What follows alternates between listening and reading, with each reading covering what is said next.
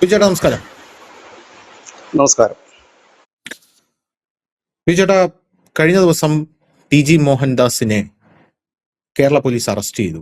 Arrest ചെയ്യുകയല്ല, കസ്റ്റഡിയിലെടുത്തു. അതാണ് എക്സാക്ട് വാക്ക് എന്ന് പറയുന്നത്.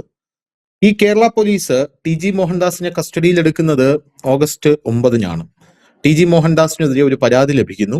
അദ്ദേഹം ചെയ്ത യൂട്യൂബ് വീഡിയോയുമായി ബന്ധപ്പെട്ട് പ്രകോപിതരായിട്ടുള്ള കേരളത്തിലെ ലെഫ്റ്റ് ലിബറലുകളും മതമൗലികവാദികളും അതിൽ പ്രകോപിതരാകുന്നു. അതിനുശേഷം TG മോഹൻദാസിനെതിരെ പരാതി കൊടുക്കുന്നു. 10 ദിവസം ആ പരാതിയിൽ യാതൊരുവിധ അനക്കവും ഉണ്ടായില്ല. കാരണം ഒരു പരാതി ലഭിക്കുമ്പോൾ കേരള പോലീസ് അതിൽ പ്രമുഖനായിട്ടുള്ള വ്യക്തിയാണെങ്കിൽ ഉറപ്പായിട്ട് നിയമോപദേശം തേടും. ഇതിൽ നമ്മൾ ഇങ്ങനെ ഒരു മൂവ് നടത്തി കഴിഞ്ഞാൽ എന്തായിരിക്കും അതിന്റെ പരിണിത ഫലം എന്നുള്ളതാണ് കേരള പോലീസ് അന്വേഷിക്കുക. കാരണം കേരള പോലീസിന് അത് അന്വേഷിക്കാതെ ആ പരാതിയുമായിട്ട് മുന്നോട്ട് പോയി കഴിഞ്ഞാൽ തിരിച്ചടി കിട്ടിയ വലിയ നാണക്കേടാണ് കേരള പോലീസിന്. അപ്പൊ അങ്ങനെ ഉള്ളത് കൊണ്ട് നിയമോപദേശം തേടും. അങ്ങനെ കേരള പോലീസ് ഇതിലും സ്വാഭാവികമായിട്ടും നിയമോപദേശം തേടിയിട്ടുണ്ടാകണം. അപ്പോ എന്താണ് നിയമോപദേശത്തിൽ പറയുന്നുണ്ടായിരിക്കും, ഇതൊക്കെ ഒരു ചീള് കേസാണ്, ഇതിലൊന്നും കേസെടുക്കാനുള്ള വകുപ്പൊന്നുമില്ല എന്ന് കിട്ടിക്കാണും.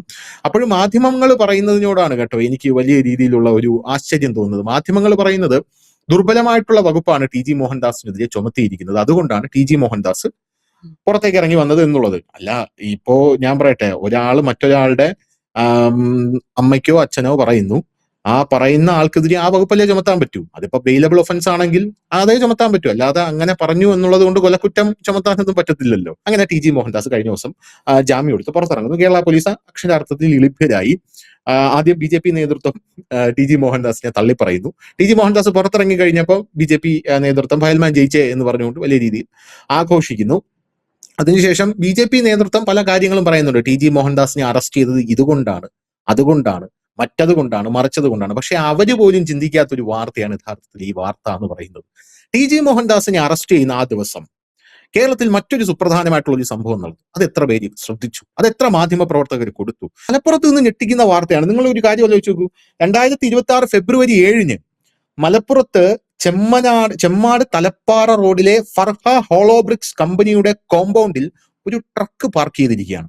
ആ പാർക്ക് ചെയ്തിരിക്കുന്ന ട്രക്കിനകത്ത് പരിശോധിച്ചപ്പോൾ 89,600 സ്ഫോടക വസ്തുക്കളാണ് കണ്ടെത്തിയത്. നമ്മുടെ കേരളത്തിനെ തന്നെ സമ്പൂർണമായിട്ടും ഒരു അഗ്നിഗോളമാക്കി മാറ്റാൻ സാധ്യതയുള്ള സ്ഫോടക വസ്തുക്കൾ ആ ട്രക്കിനകത്ത് 89,600 സ്ഫോടക വസ്തുക്കൾ, 10,500 ഷോർട്ട് ട്യൂബുകൾ അതിനകത്ത് നിന്ന് പിടിച്ചെടുത്തു. ഇതെവിടെ നിന്ന് വന്നു? ഇതെങ്ങനെ വന്നു? ഇത് നമ്മുടെ നാട്ടിലാണ് ഇത് പിടിച്ചെടുത്തിരിക്കുന്നത് എന്നുള്ളതാണ് പ്രധാനപ്പെട്ട കാര്യം. കഴിഞ്ഞ ദിവസം NIA വന്നിരുന്നു. ആ ദിവസമാണ് TG മോഹൻദാസിനെ ഇവിടെ അറസ്റ്റ് ചെയ്തുകൊണ്ട് പോയത് കേരള പോലീസ്. NIA കേസിലെ പ്രധാന ഗൂഢാലോചനക്കാരനെ അറസ്റ്റ് ചെയ്തു. മലപ്പുറം മഞ്ചേരിയിൽ നിന്നാണ് ഹാരിസ് TA എന്നയാളെ NIA ശനിയാഴ്ച അറസ്റ്റ് ചെയ്തത്. ഇയാളുടെ അറസ്റ്റോടുകൂടി കേസിൽ അറസ്റ്റിലായവരുടെ എണ്ണം 10 മാറിയിരിക്കുകയാണ്. 10 പേരിൽ ബാക്കി 9 പേരാരാണ് എനിക്കറിയില്ല. ഞാൻ മലയാള മാധ്യമങ്ങളൊന്നും ഈ വാർത്ത കണ്ടിട്ടില്ല. കഴിഞ്ഞ ദിവസം ഗൂഢാലോചന നടത്തി അവനെ പിടിച്ചപ്പോഴാണ് ഞാൻ ഇത് അറിയുന്നത്. പക്ഷെ മാധ്യമങ്ങൾ TG മോഹൻദാസിന്റെ പുറകെയായിരുന്നു. TG അവിടെ നിന്നോട്ടെ, ഓക്കെ ഫൈൻ. അപ്പോ ഈ അറസ്റ്റ്, ഈ ട്രക്ക് എവിടെ നിന്ന് വന്നു? ഈ ട്രക്ക് തടഞ്ഞു നിർത്തി കേരള പോലീസ് 3 പേരെ അറസ്റ്റ് ചെയ്തു. പ്രതികൾക്ക് സ്ഫോടക വസ്തുക്കൾ കൊണ്ടുപോകുന്നതിനോ കൈവശം വയ്ക്കുന്നതിനോ സാധുവായ ലൈസൻസോ അനുമതിയോ ഉണ്ടായിരുന്നില്ല. തുടർന്ന് NIA കേസ് രജിസ്റ്റർ ചെയ്യുകയും അന്വേഷണം ഏറ്റെടുക്കുകയും. ഇത് നമ്മൾ ആരും അറിഞ്ഞിട്ടില്ല. NIA ഇവിടെ വന്ന് ഇവരെയൊക്കെ പിടിച്ചുകൊണ്ട് പോവുകയാണ്. അന്വേഷണത്തിന്റെ 3 സംസ്ഥാനങ്ങളായി 19 സ്ഥലങ്ങളിൽ ഏജൻസി റെയ്ഡ് നടത്തി. ഇത് കുറ്റകരമായിട്ടുള്ള വസ്തുക്കൾ ശേഖരിക്കുന്നതിനും ഗൂഢാലോചനയിൽ ഉൾപ്പെട്ട കൂടുതൽ ആളുകളെ തിരിച്ചറിയുന്നതിനും കാരണമായെന്നാണ്. നമ്മുടെ കേരളത്തില് ഈ സുഡാപ്പികളുണ്ടല്ലോ, യവന്മാര്, ഈ തീവ്രവാദികൾ, ഈ സുഡാപ്പി തീവ്രവാദികൾ, യവന്മാര് ഈ ED, NIA ഒക്കെ നരേന്ദ്രമോദിയുടെ ടൂളായിട്ടാണ് ഉപയോഗിക്കുന്നത് എന്നാണ് സാധാരണ ജനങ്ങൾക്കിടയിൽ പറഞ്ഞു വയ്ക്കുന്നത്. അപ്പൊ നമ്മൾ ഒരു വാർത്ത കൊടുക്കുകയാണ്, NIA റെയ്ഡ് നടക്കുന്ന ഒരു വാർത്ത കൊടുക്കുമ്പോൾ നാട്ടുകാരെന്താ വിചാരിക്കുന്നത്? ഓ, മോദിയെ ആരോ കുറ്റം പറഞ്ഞു, അവരുടെ വീട്ടിലേക്ക് മോദി NIA അയച്ചിരിക്കുകയാണ് എന്നാണ് പറയുന്നത്. സൈഡിൽ കൂടെ യവന്മാരെയാ പിടിച്ചോണ്ട് പോകുന്നത്. അപ്പൊ വലിയൊരു വാർത്തയാണിത്. ഓഗസ്റ്റ് 7-ന് കർണാടകയിലെ വിജയപുരയിൽ നിന്ന് 3 പേരെ പിടികൂടി. അതിനുശേഷമാണ് NIA അറസ്റ്റ് ചെയ്തതിന് തൊട്ടു പിന്നാലെ ഹാരിസിനെ അറസ്റ്റ് ചെയ്യുന്നത്. ഗൂഢാലോചനയുണ്ട്. സ്ഫോടക വസ്തുക്കൾ എവിടെ നിന്ന് വന്നു? കേരളത്തിലാണ് ഇത് സംഭവിച്ചിരിക്കുന്നത്, ഗുജറാത്തിലല്ലേ. ചേട്ടാ, പ്രതികരണം. ഡേറ്റ് ഒന്നുകൂടെ പറയൂ ധനുഷേ. ആ പുള്ളിയെ അറസ്റ്റ് ചെയ്ത ദിവസം, NIA അറസ്റ്റ് ചെയ്ത ദിവസം? NIA അറസ്റ്റ് ചെയ്ത ദിവസം കഴിഞ്ഞ ദിവസം, അതായത് ഫെബ്രുവരി 7-ന് ഈ ഹോളോബ്രിക്സ് കമ്പനിയുടെ കോമ്പൗണ്ടിൽ പാർക്ക് ചെയ്തിരിക്കുന്ന ഈ 89,600 സ്ഫോടക വസ്തുക്കൾ കണ്ടെത്തുന്നു. അതിനുശേഷം NIA 9 പേരെ അറസ്റ്റ് ചെയ്യുന്നു. ഗൂഢാലോചനയിൽപ്പെട്ട ഹാരിസിനെ മലപ്പുറത്ത് വന്ന് NIA അറസ്റ്റ് ചെയ്യുന്നത് TG അറസ്റ്റ് ചെയ്ത ആ ദിവസത്തോട് അടുത്താണ്. 9-ാം തീയതി, അതായത് 8-ാം തീയതി അറസ്റ്റ് ചെയ്യുന്നു. അതായത് 8-ാം തീയതി വൈകുന്നേരത്തോടെ അറസ്റ്റ് ചെയ്യുന്നു. അതിന്റെ വാർത്തകളെങ്ങും പോകുന്നില്ല. ആ ദിവസം തന്നെ 9-ാം തീയതി തന്നെ മറ്റൊരു വിവാദം ഉണ്ടായിരുന്നു. വീര സവർക്കറിനെതിരെയുള്ള ഒരു വലിയ പ്രൊപ്പഗൻഡ കേരളത്തിൽ വളരെ വ്യാപകമായി തന്നെ പ്രചരിച്ചിരുന്നു. ഒരു അധ്യാപകനെ കാസർഗോഡ് നിന്ന് ചോദ്യപേപ്പർ തയ്യാറാക്കിയതിന്റെ പേരിൽ സസ്പെൻഡ് ചെയ്തിരുന്നു. ഇന്നലെ BJP അവിടെ ഒരു പ്രതിഷേധമൊക്കെ നടത്തുന്നത് കണ്ടു.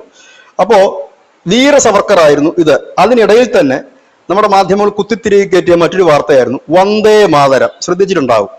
വന്ദേ മാതരം പിന്നെ ആലപിക്കില്ല, ഞാൻ 4 വരിയെ പാടും, ഞാൻ 8 വരി പാടും, ലാസ്റ്റത്തെ വരി ഞാൻ പാടത്തില്ല എന്ന് പറഞ്ഞിട്ടുള്ള ഒരു വിവാദം മറ്റൊരു സൈഡിൽ കൂടെ ഇതിന്റെ പാരലായിട്ട് കൊണ്ടുപോകുന്നുണ്ട്. അതായത് നമ്മുടെ ഈ നാട്ടിലെ കൊച്ചുകുട്ടികളോട് നമ്മൾ പറയാറുണ്ട്, മോനെ ഈ വര ഒന്ന് വലുതാക്കാമോ ഇല്ലെങ്കിൽ ഒന്ന് ചെറുതാക്കാമോ എന്ന് ചോദിക്കുമ്പോൾ വളരെ എളുപ്പത്തിൽ ചെയ്യാൻ പറ്റുന്ന ഒരു പണി ആ ഒരു വരയുടെ മുകളിൽ ഒരു നീളമുള്ള വലിയ വര വരയ്ക്കുകയാണ്. വലിയ വര വരയ്ക്കുമ്പോൾ സ്വാഭാവികമായി ഉള്ള വര ചെറുതാകും. ഇനി ഈ ചെറിയ വരയെ വലിയ വരയാക്കണമെങ്കിൽ ഈ ചെറിയ വരയുടെ താഴെ അതിലും ചെറിയൊരു വര വരച്ചാൽ മതി. അത് തന്നെയാണ് ഈ കേരളത്തിൽ നടന്നത് കഴിഞ്ഞ ദിവസം. കാരണം ധനുഷ തുടക്കത്തിൽ പറഞ്ഞതുപോലെ TG മോഹൻദാസിനെതിരെ കുറ്റമുണ്ടെങ്കിൽ കേസെടുക്കും. ഇപ്പൊ നമുക്കെതിരെ കേസുകൾ വന്നിട്ടുണ്ട്, വരാറുമുണ്ട്. സ്വാഭാവികമായി ആരും അറിയാറില്ല, അത് കോടതിയിൽ പോകും, അതിന്റെ വിചാരണ നടക്കും, അത് ആ ഒരു സൈഡിൽ പോകും. സ്വാഭാവികമാണ്. ഒരു മാധ്യമ പ്രവർത്തകനെ സംബന്ധിച്ച് കേസുകൾ വരും എന്നുള്ളത് സ്വാഭാവികമായ ഒരു നടപടിയല്ലേ. അല്ലെങ്കിൽ പിന്നെ ഈ പണിക്ക് ഇറങ്ങരുത് നമ്മൾ. കേസുകൾ വരും. ഇപ്പോഴത്തെ കാലത്താണെന്നുണ്ടെങ്കിൽ കേസിന് വലിയ പാടൊന്നുമില്ല.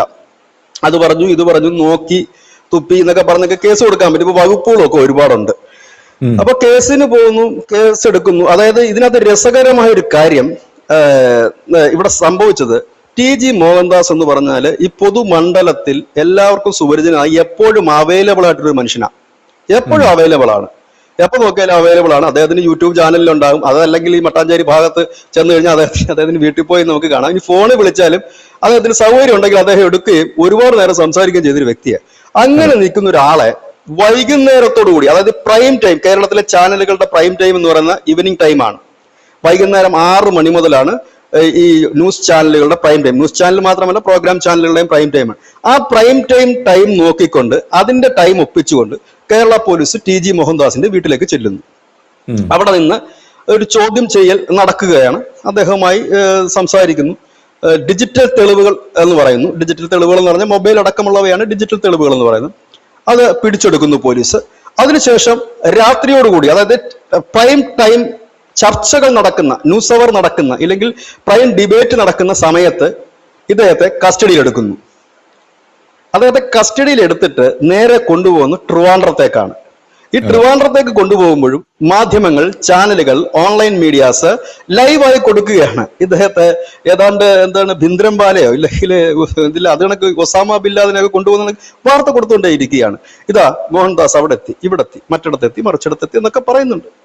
പക്ഷെ അതിനിടയിൽ മുങ്ങിപ്പോയത് എന്താണ്? ഈ NIA വന്ന് ഈ കേരളം തന്നെ തകർത്ത് കളയാൻ തക്ക ശേഷിയുള്ള 89,000 കിലോഗ്രാം സ്ഫോടക വസ്തുക്കൾ അടങ്ങിയ ഒരു വലിയ സ്ഫോടന കേസിലെ പ്രതിയെ പിടിക്കുക കേരളത്തിൽ നിന്ന്, മലപ്പുറത്തുനിന്ന്. ആ വാർത്ത മുങ്ങി. എല്ലാവരും ഈ TGയുടെ പുറകിനാണ്.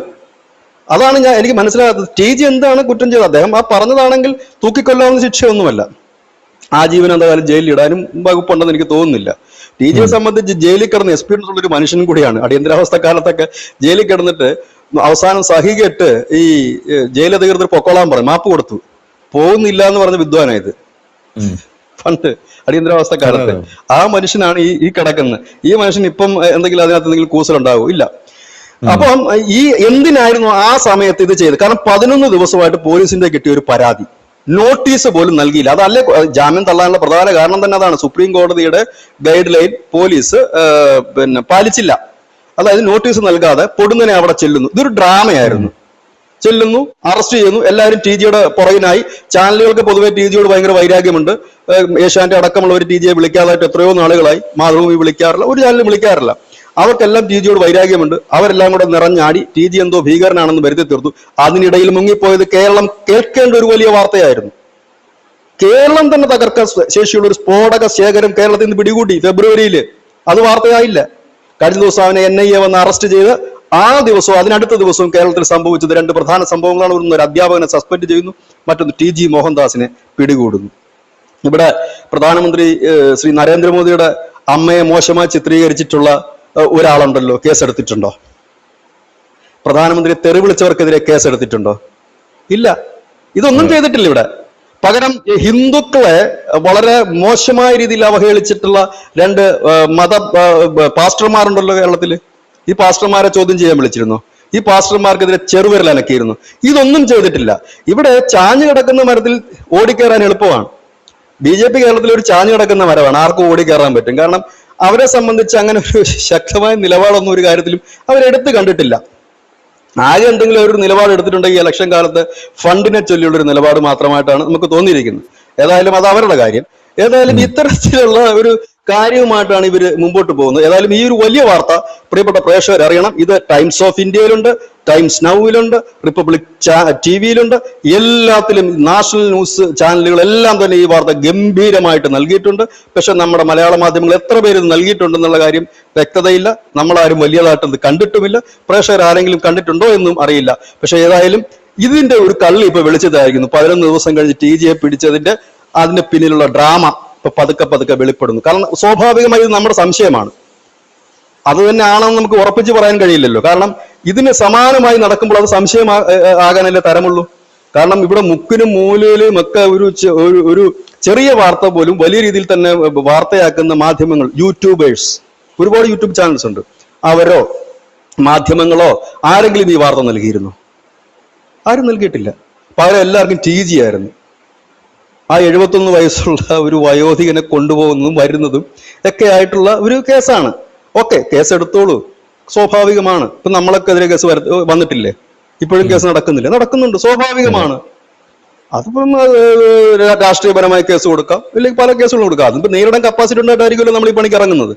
അത് മറ്റൊരു കാര്യം. ഏതായാലും കൊലക്കേസൊന്നും അല്ലല്ലോ, ഇല്ലെങ്കിൽ ഏതെങ്കിലും പീഡന കേസും അല്ല. ഇങ്ങനെയുള്ളൊരു കേസാണ്. അത് നമുക്ക് കോടതിയിൽ പറയാം. കോടതി എന്ന് പറഞ്ഞാൽ ഏതെങ്കിലും ഒരു വിഭാഗത്തിന്റെ മാത്രമല്ലല്ലോ കോടതി, എല്ലാവർക്കും ഉള്ളതല്ലേ. നിയമവും നീതിയും ഒക്കെ എല്ലാവർക്കും ഉള്ളതാണ്. അപ്പൊ അത് അവിടെ നമുക്ക് നേരിടാനുള്ള ചങ്കൂറ്റം നമുക്ക് ഉള്ളത് കൊണ്ട് തന്നെയാണ്. പക്ഷെ ഈ വാർത്ത പ്രിയപ്പെട്ട പ്രേക്ഷകർ, ഈ ഞങ്ങളുടെ ചാനൽ കാണുന്നവരെങ്കിലും നിങ്ങളൊന്ന് ആലോചിച്ച് നോക്കുക. ഇങ്ങനൊരു വാർത്ത മലപ്പുറത്ത് നിന്ന് വരുന്നു, NIA ഒരാളെ അറസ്റ്റ് ചെയ്യുന്നു. അതിന്റെ അടുത്ത ദിവസം തന്നെ ശ്രീ TG മോഹൻദാസിന്റെ വാർത്തയാണ് ഇവിടെ ഹൈലൈറ്റ് ചെയ്യുന്നത് കേരളത്തിൽ. അപ്പൊ ഒരു വമ്പൻ വാർത്ത എന്തിനു മുക്കി, അത് മാത്രമേ അറിയാനുള്ളൂ. അത് മുക്കുന്നതിനായിരുന്നോ ഈ ഒരു നാടകം? നോട്ടീസ് പോലും കൊടുക്കാതെ, മാനദണ്ഡങ്ങൾ പാലിക്കാതെ 11 ദിവസം വരെ ഈ പരാതി കൈവശം വെച്ചുകൊണ്ടിരുന്ന് അതിനകത്ത് കഴമ്പില്ല. അതുകൊണ്ടാണല്ലോ പോലീസ് ആദ്യം ഇടപെടാതിരുന്നത്. കഴമ്പില്ലാത്തത് കൊണ്ടാണല്ലോ ആ ഒരു ഡ്രാമ കളിച്ചത്. എന്തിന്? കാരണം ഇതാണ് നാം ചർച്ച ചെയ്യേണ്ടത്. 89,000 കിലോ സ്ഫോടക വസ്തുക്കളാണ് ഈ പിടിച്ചെടുത്തിരിക്കുന്നത്. അതിന്റെ മുഖ്യ സൂത്രധാരനെ പിടിച്ചിരിക്കുന്നു. 10ഓളം പേരെ പിടികൂടിയിരിക്കുന്നു എന്നുള്ളതാണ് ഏറ്റവും പ്രധാനപ്പെട്ട വാർത്ത.